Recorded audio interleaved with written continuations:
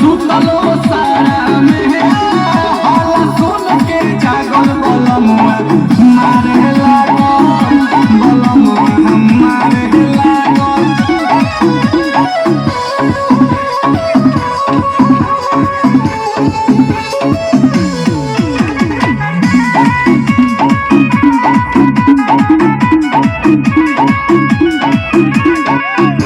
रोटी तकारे बिहने औरी अचार संगे पनिया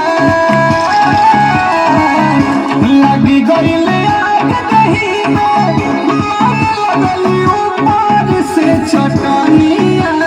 ए दादा घर में न रहे लहसुन धनिया। अरे दादा घर में न रहे लहसुन धनिया। भैली झोटा उठल सुसोटा पुराना करनी के मांगल बलमुआ हमारे लागल बलमुआ हमारे लागल।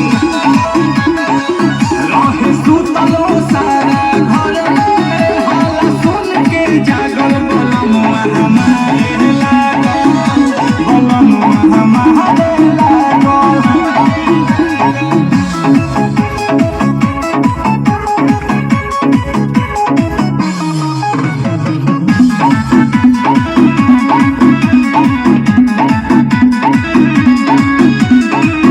कहती कुछ जब तब अगला में फेंक दिहली थारिया। हई श्याम चटक रे खटकी कही कही के देवे लगली गरिया। आंसू देखे लगली बाप महतरिया। आंसू देखे लगली बाप महतरिया। पड़ल बफोरा पीठी पर मोरा पड़ल बफोरा पीठी पर मोरा नील कमल के हदा गल बलमुआ हमारे लागल बलमुआ हमारे लागल।